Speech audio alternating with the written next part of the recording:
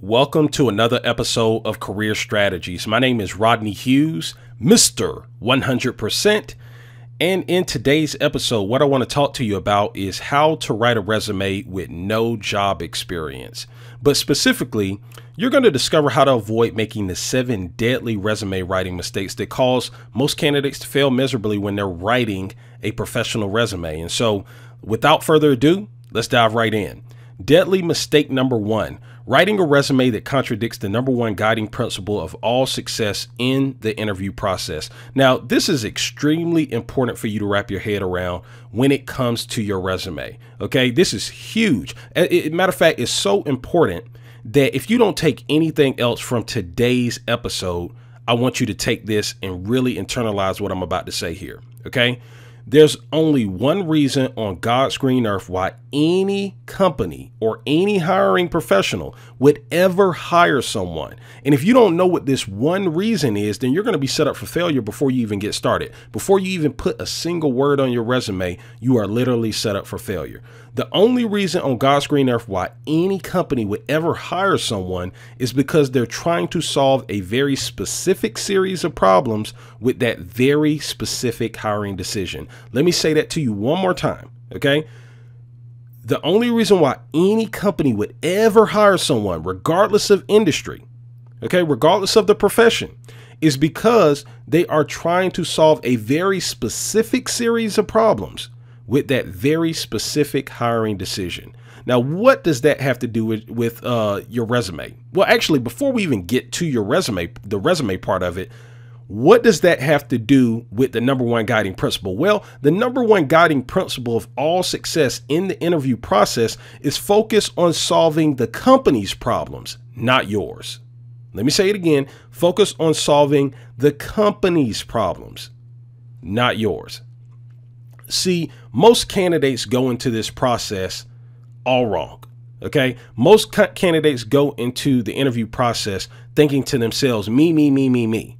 So before they even start writing their resume, all they're thinking about is themselves when they're going into the process. But again, the only reason why any company would ever hire someone is because they have a very specific series of problems that they're looking to solve with that specific hiring decision. So if your resume is not catering or positioning you as the solution that they're looking for, then you're set up for failure.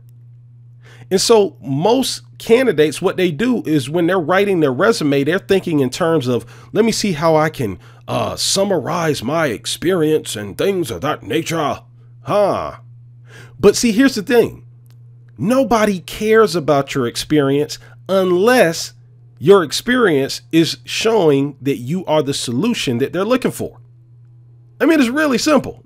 Okay. So when you start writing your resume, okay, the very first thing I want you to be at the front of your mind is understanding they do not care about you. They care about those very specific series of problems that they're looking to solve with that hiring decision. So before you write a word on your resume, you need to be asking yourself, how can I position myself as the solution on my resume? Because if I can position myself as the solution, I mean, you're like half the way there. Deadly mistake number 2, writing a resume with delusions of grandeur. This is probably the most common mistake that I see most candidates make. And so one of the things they'll do is they'll try to write a one-size-fits-all resume. Okay. And so what I mean when I say that is, like, for instance, let's say that a candidate wants to apply to 10 different companies. What most candidates will do is they will summarize their background on their resume, and they'll take that one resume and apply to 10 different jobs. That is a huge mistake. And why? Let's go back to the previous mistake, right? Each position is representing a unique set of problems that they are hoping to solve. So when you take your one resume and apply it and send it out to 10 different places, you're sending your one resume out to 10 different sets of problems. So ideally what you want to do is you want to tweak your resume without lying, without exaggerating, without embellishing. You want to tweak your resume so that it looks so that you're drawing out any relevant experience that you have for each and every position that you apply for. Deadly mistake number 3, writing a resume that lacks an extra read all about it.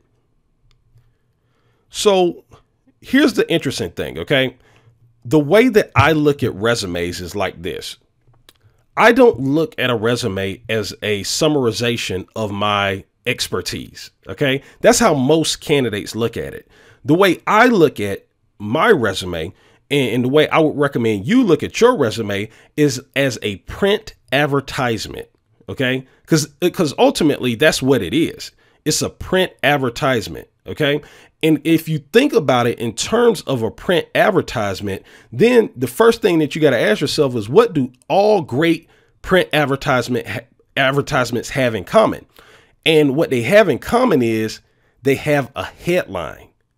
Every great print advertisement that you've ever seen has a great headline, because that headline is what's going to hook the reader in to want to dive deeper into that print advertisement. Well, your resume is the exact same way. So let me show you how you can take that concept and apply it to your resume. So let's just say, as an example, if I wanted to apply for, I don't know, let's say a senior manager of executive recruiting, right? If I wanted to apply for a position like that, this would be a great example of a headline. See, it's at the very top of my resume. It is bolded. It is the biggest font on my resume, and it is a big, bold statement about who I am as a candidate. So as you can see, experienced executive recruiting manager. So if a hiring decision maker came across my resume and they were looking to hire a senior manager of executive recruiting, my resume is going to stand out instantly. Okay. And I know this because I'm an executive recruiter. So I know how we think when we're looking at resumes.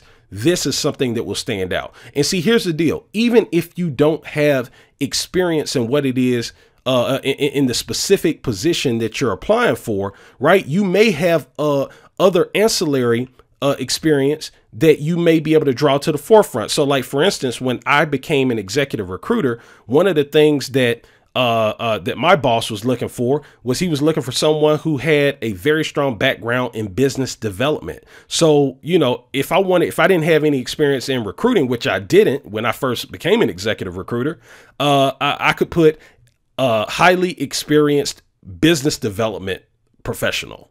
Okay. But the point here is you want to have a headline on your resume, because that will exponentially improve your odds of having success with your resume. Deadly mistake number 4, writing a resume that doesn't pass the purple zebra test. So what exactly is the purple zebra test? So here's the deal. Okay. Imagine that you saw 500 zebras running, you know, in one direction. Okay. In this picture, you can see that they're running to the left. Okay. Now let's imagine for a second that you could see that all of a sudden you saw this bright neon purple zebra in the middle of that pack of, 500 zebras. A purple zebra like that would stand out amongst all the other zebras. It didn't matter how it could be probably a million zebras go by. If a big neon purple zebra ran by, it's going to stand out in the crowd. Well, here's the thing you got to understand. So according to the Ladders, okay, and if you don't know who the Ladders are, they're a website that's mostly known for posting like 6-figure jobs, but they actually have done some tracking of statistics. And one of the things they said is that the average recruiter takes on average about 6.25 seconds before they make the initial no fit decision. Now, what does that mean? So when the no fit decision is, that means within 6.25 seconds, they're going to glance over your resume, because they're obviously not going to read your whole resume in 6.25 seconds. They're going to glance at it and they're going to say, is this person worth considering further? Now, you want to know something interesting as an executive recruiter, okay, as a person who has, seen all kinds of resumes. I could tell you, for me, I mean, it's way less. I think they're being conservative when they say 6.25 seconds. For me personally, I might take maybe 3 or 4 seconds, maybe, you know what I mean, on a lucky day. Okay. Because I don't have time to waste. So if I don't immediately see where you're potentially a fit, I'm on to the next one. Okay. So that is why it's so important that you have a strategy for you to stand out like a purple zebra, right? Because the average job posting is going to attract hundreds of resumes. All right. So let's see how you can make yourself look like a purple zebra. So even if you have no experience, okay, what you want to do is you want to find, certain things that a company might be looking for, certain technical experiences that you have that you can pull out in your resume to help somebody understand that you might be a fit. So like, as an example, like if I was going to use that example from earlier with, as a senior manager of executive recruiting, like if a company was looking for that type of title, what I would do is I would look at it in terms of, okay, so where can I actually pull out, some pertinent keywords that would make me stand out like the purple zebra. So I would think in terms of maybe the word recruiting or recruitment. Okay. Those are two obvious words to me. Okay. And so in my background, I've had a little bit of experience, even before I became an executive recruiter. I had experience in other roles where I did some type of recruiting task and things of that nature. I just didn't have the title as an executive recruiter. Right. So let's see how I might pull out either recruiting or recruitment. And I want to have it at the top end, at the top half of the first page of my resume. Right. Because again, if I only got between 3 to 6.25 seconds to actually set a hook and make somebody want to dive deeper, they're only going to make it like halfway down my resume. So let's see how many times I strategically worked into my resume the words recruiting or recruitment. 1, 2, 3, 4, 5, 6, 7, 8, 9, 10, 11, 12, 13. Look at that. 13 times in the first half of the first page of my resume, which, by the way, I call that first half excellence.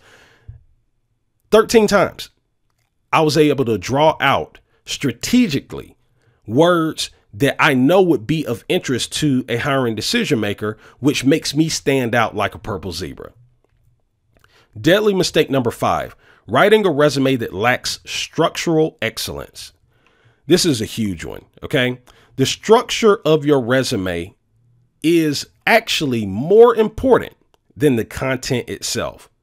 The way you choose to structure your resume will either make it easy for a hiring decision maker to quickly see the value that you bring to the table as a candidate, or it will quickly hide the value that you bring to the table as a candidate. All right. So let me give you an example. So I'm a published author. I'm a 2-time published author, actually.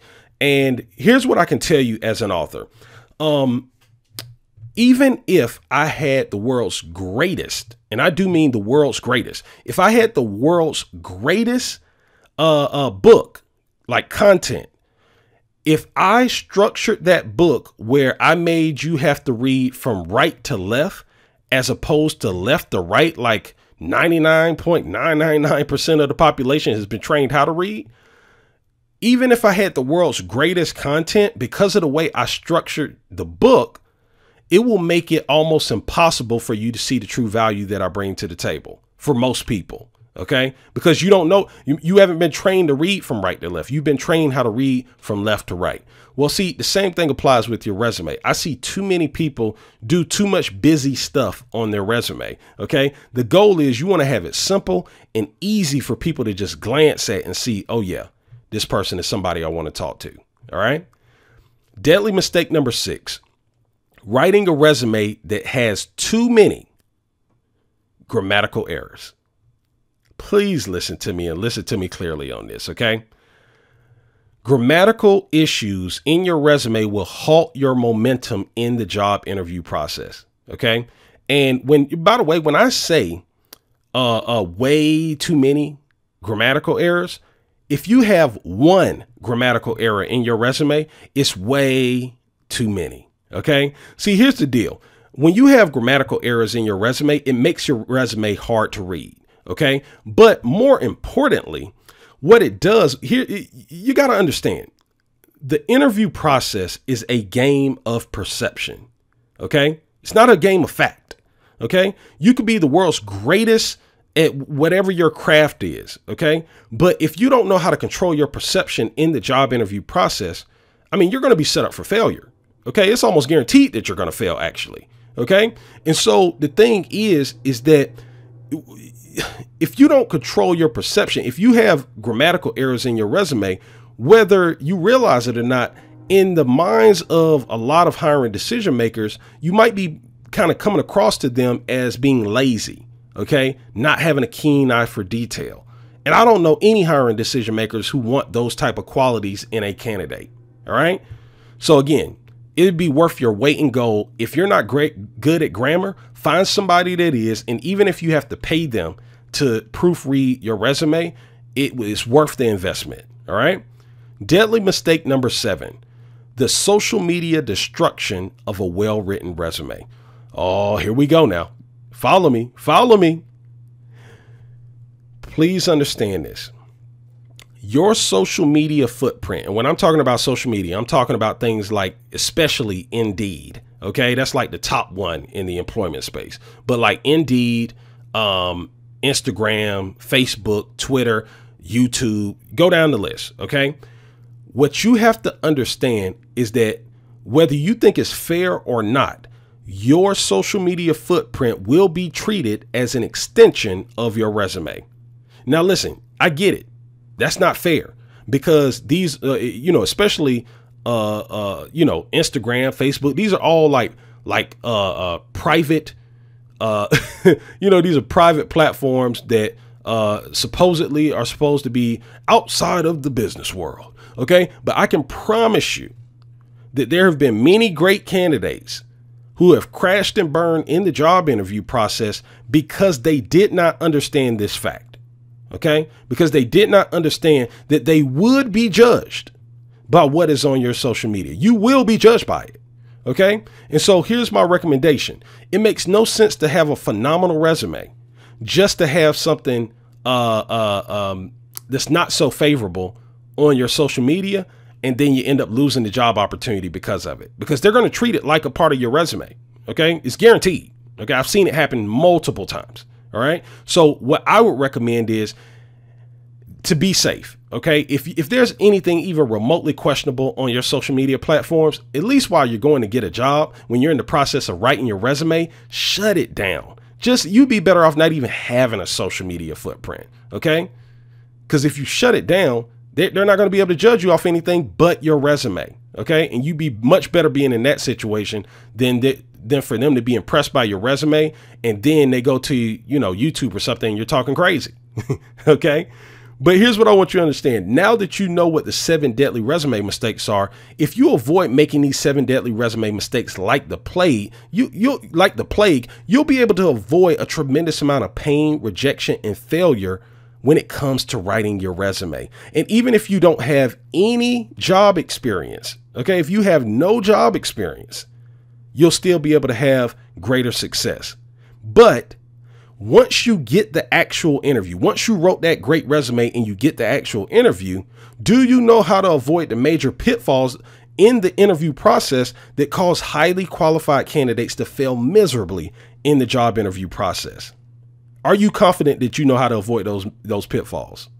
If not, here's the deal. I want to give you a free copy of my book, The Ugly Truth About Getting Hired: How to Land the Job of Your Dreams Regardless of the Competition. Here's the deal. If you want to get a free copy of this book, head on over to my website by clicking the link in the description area, or you can just head right on over to www.rodneyhughes.com/book. Okay, that's www.rodneyhughes.com/book. And one more time, www.rodneyhughes.com/book.